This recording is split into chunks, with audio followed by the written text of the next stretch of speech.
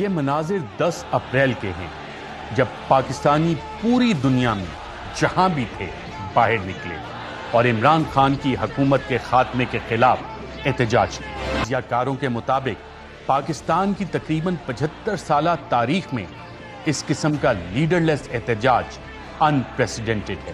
تاریخ میں یہ پہلی بار ہوا ہے کہ کسی حکومت کے جانے پر عوام باہر نکلی، اس لیے نہیں کہ وہ خوشی منائیں بلکہ اس لیے کہ وہ احتجاج کریں۔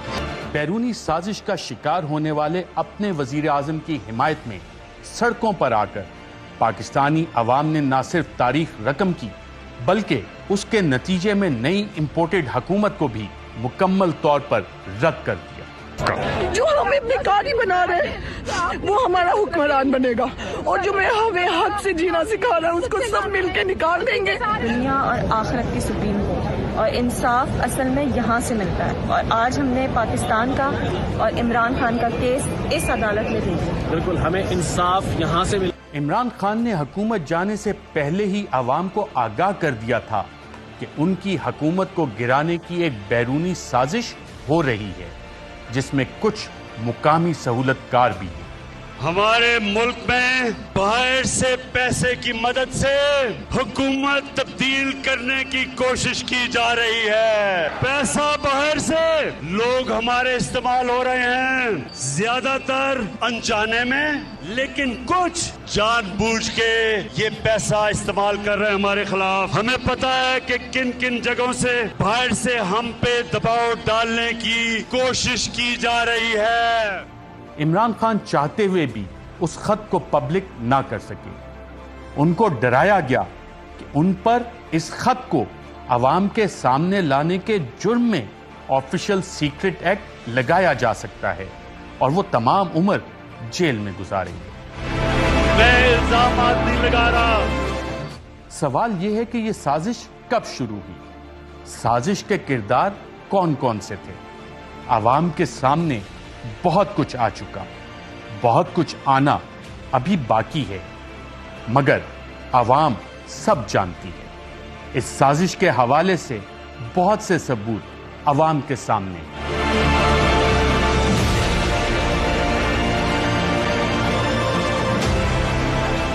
19 جون 2021 کو جب ایک امریکی چینل کو انٹرویو دیتے ہوئے عمران خان نے CIA کو اڈے دینے کے حوالے سے ایبسولوٹلی ناٹ کہا تو بہت سی جگہ بہت سے مہرے پریشان ہوئے۔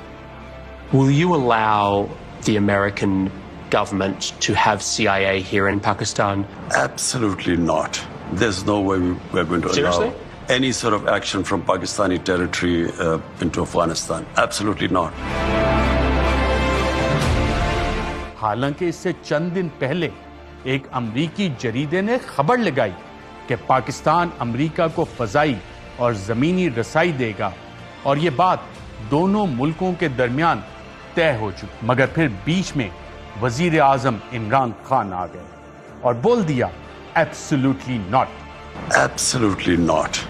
یہاں سے ہی وزیر اعظم عمران خان کے لیے مشکلات کا سفر شروع ہو گیا۔ عمران خان کی حکومت اگلے چند ماہ میں مختلف مشکلات میں گھر گئی۔ سابق وزیر اعظم عمران خان نے خود بتایا کہ اگست 2021 میں ان کو سازش کا علم ہو گیا تھا۔ پرائم منسٹر صاحب، آپ کو اس سازش کا علم کب ہوا؟ اگست 2021 میں یا اکتوبر میں؟ بس مجھے اگست سے شروع ہو گیا تھا آئیڈیا اس چیز کا، مجھے علم تھا کہ یہ گیم چل رہی ہے۔ مجھے یہ بھی تھا کہ یہ پلاننگ ہو رہی ہے لنڈن سے، لوگ یہاں سے لنڈن جاتے تھے واپس آتے تھے، میرے پاس ایجنسیز کی رپورٹس بھی تھیں، تو میں نے تو اپنی کیبنٹ کو بتا دیا تھا سب کو کہ ہمارا یہ جو سردیاں ہیں یہ ہمارا سب سے مشکل ٹائم ہے۔ اکتوبر میں اس سازش کے خد و خال مزید واضح ہو گئے جب امریکہ کے چارج دی افیئرز نے لاہور میں ایک ہی دن مریم نواز اور پھر شہباز شریف سے الگ الگ ملاقاتیں کی۔ ان ملاقاتوں کا کوئی اعلامیہ جاری نہیں کیا گیا، ہاں تصاویر ضرور جاری کی گئیں، اور شاید یہ تصاویر اعلامیے سے زیادہ ضروری تھی، اور یہی تصاویر اس سازش کا ایک ثبوت بھی ہے۔ اس کے بعد امریکی سفارت خانے کے اہلکاروں کی اپوزیشن رہنماؤں سے ملاقاتوں کا ایک سلسلہ شروع ہو گیا۔ ان ملاقاتوں کا سلسلہ پھر حکومتی اراکین تک بھی پہنچ گیا۔ امریکی سفارت خانے کے اراکین نے پاکستان تحریک انصاف کے ناراض اراکین سے بھی ملاقاتوں کا سلسلہ شروع کیا۔ جیسے جیسے یہ ملاقاتیں ہوتی چلی گئیں، ویسے ویسے پی ڈی ایم کی تحریک میں بھی اچانک سے جان پڑتی چلی گئی۔ بکھری پڑی اپوزیشن پارٹیز اچانک دوبارہ یکجا ہو گئی۔ حکومت کے خلاف تحریک پر اتفاق رائے ہے۔ ہم ایک پیج پہ بھی ہے، ایک سٹیج پہ بھی ہے۔ پی ڈی ایم فیصلے کرنے والی ہے، پھر نہ کہنا کہ بتایا نہیں۔ تحریک عدم اعتماد کے بارے میں باتیں شروع ہو گئی۔ اس سے پہلے پی ڈی ایم تحریک عدم اعتماد کے بارے میں کیا کہتی تھی وہ بھی دیکھ لیں۔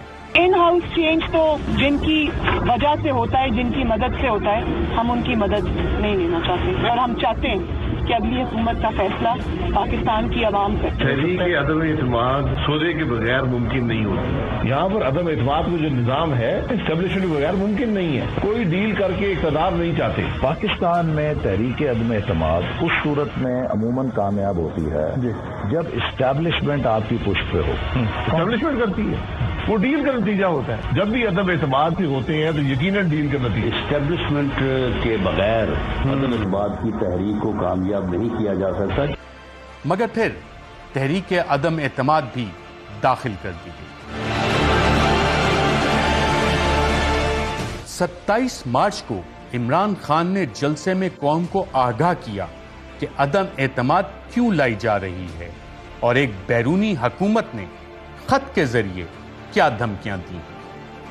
باہر سے ہمارے ملک کی فورن پالیسی کو متاثر کیا جا رہا ہے۔ یہ جو آج قاتل اور مقتول اکٹھے ہو گئے ہیں، ان کو جنہوں نے اکٹھا کیا ان کا بھی ہمیں پتا ہے۔ ہمیں پتا ہے کہ کن کن جگہوں سے باہر سے ہم پہ دباؤ ڈالنے کی کوشش کی جا رہی ہے۔ کہہ رہے ہیں کہ ہمارے ملکی مفاد میں، لیکن لکھ کے ہمیں دھمکی دی گئی ہے۔ میں الزامات نہیں لگا رہا، میرے پاس جو یہ خط ہے یہ ثبوت ہے۔ میں اپنی قوم کو بھی کہہ رہا ہوں، اپنے میڈیا کو بھی کہہ رہا ہوں کہ ہم کتنی دیر اس طرح گزارا کریں گے، دھمکیاں مل رہی ہیں۔ اس تقریر کے بعد میڈیا میں جہاں ایک بحث کا سلسلہ شروع ہوا، وہیں فیک نیوز کا ایک سیلاب بھی آیا۔ سب سے پہلے تو کچھ صحافی یہ بتاتے رہے کہ ایسا کوئی خط ہے ہی نہیں۔ یہ آگاہی انہوں نے ٹویٹر پر، فیس بک پر، خبروں میں اور ٹاک شوز پر دی۔ جب کوئی یہ ماننے کے لیے تیار نہ ہوا کہ خط نہیں ہے، اور اسد عمر نے ایک پریس کانفرنس میں بتایا کہ ہم خط چیف جسٹس کو دکھانے کے لیے تیار ہیں، وزیر اعظم تیار ہیں یہ مراسلہ جو ہے یہ چیف جسٹس سپریم کورٹ کے سامنے رکھنے کے لیے، تو پھر نیا بیانیہ بنایا گیا کہ یہ خط نہیں، سفیر کی اسیسمنٹ ہے۔ یہ فیک نیوز حسب توفیق تمام حضرات نے شیئر کی۔ اس کے بعد جب عوام یہ بھی قبول کرنے کو تیار نہ ہوئی تو کہا گیا کہ اس خط میں وزارت خارجہ کو دباؤ ڈال کر اضافی چیزیں ڈالی گئی۔ اس کے بعد حکومت کی جانب سے اعلان کیا گیا کہ عمران خان چند صحافیوں کو یہ خط دکھائیں گے۔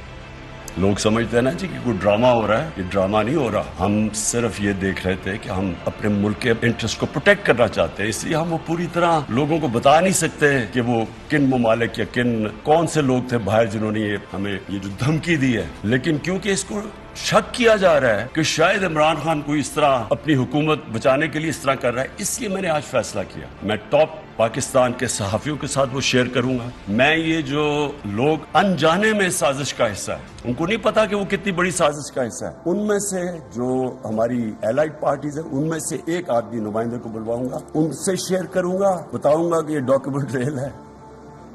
جب یہ بات آئی تو اس کے بعد پھر فیک نیوز یہ پھیلائی گئی کہ اس خط کی انکوائری کی جا چکی اور اس میں ایسی کوئی دھمکی نہیں ہے۔ اس خبر کو اگر سچ مان لیا جائے تو بھی بہت سے سوالات اس انکوائری پر اٹھتے ہیں کہ انکوائری کب آرڈر کی گئی، انکوائری افسران کون تھے، کس کس کا بیان حاصل کیا گیا؟ انکوائری رپورٹ کہاں ہے؟ کیا انکوائری میں امریکی سفارت خانے کی ملاقاتوں کے متعلق بھی تحقیق کی گئی؟ ایک طرف تو یہ معاملہ خبروں کا چلتا رہا، دوسری جانب عمران خان مسلسل کبھی ایک فورم کبھی دوسرے فورم کی جانب دیکھتے رہے، عوام کو، اداروں کو بتاتے رہے کہ یہ سازش کی جا رہی ہے۔ یہ ہے ایک فورن امپورٹڈ کرائسس، یہ ایک باہر سے سازش ہے پاکستان کے خلاف، اور یہ سازش تب سے ہوئی جب سے وہ لوگ جو باہر سے پاکستان کو ایک ٹیلی فون کال کے اوپر کنٹرول کرتے تھے، ایک ٹیلی فون کال پہ ہمارے سے چیزیں منواتے تھے، ہمارے نیشنل انٹرسٹ کے خلاف، وہ لوگ برداشت نہیں، ان کو عادت نہیں ہے کہ پاکستان میں کوئی ایسی لیڈرشپ ہو جو اپنے ملک کے انٹرسٹ کے لیے فیصلے کرے، کسی اور ملک کے انٹرسٹ کے لیے اپنے ملک کے لوگوں کے مفادات قربان نہ کرے، جو وار آن ٹیرر میں آپ کے سامنے ہوا ہے۔ عمران خان نے بطور وزیر اعظم سپریم کورٹ کے چیف جسٹس کو خط دکھانے کی آفر کے بعد دوسرا قدم اٹھایا اور اپنی کابینہ کے ساتھ اس خط کے مندرجات شیئر کیے۔ کابینہ نے بھی اس خط پر تشویش کا اظہار کیا اور تحریک عدم اعتماد کو بیرونی سپانسرڈ ریجیم چینج آپریشن قرار دیا۔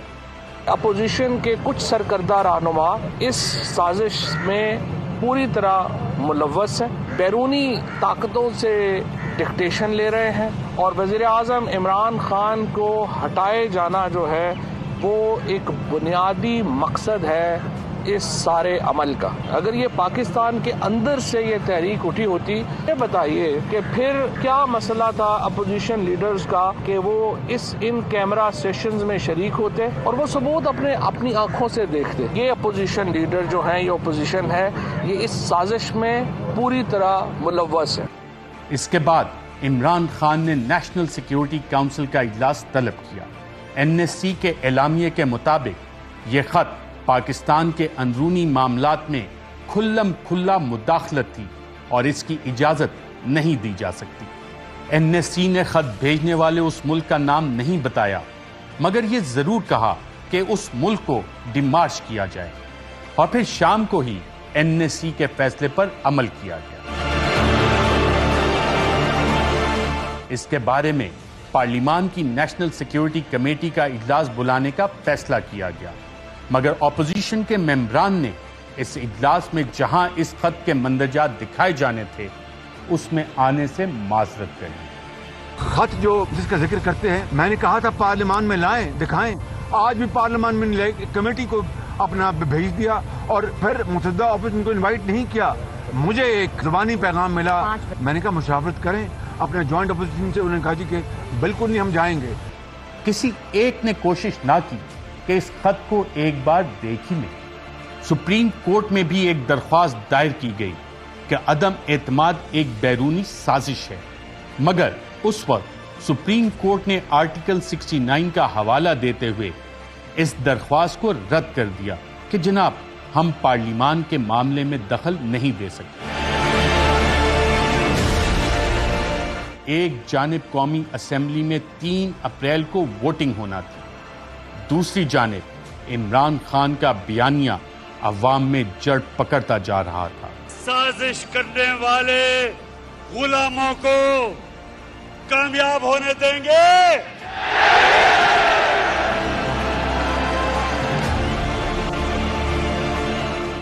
پہلی اپریل کو عمران خان نے ایک انٹرویو میں بھی کافی اہم انکشافات کیے اور یہ بھی بتایا کہ اپوزیشن نے اسٹیبلشمنٹ کے ذریعے 3 آپشن دیے۔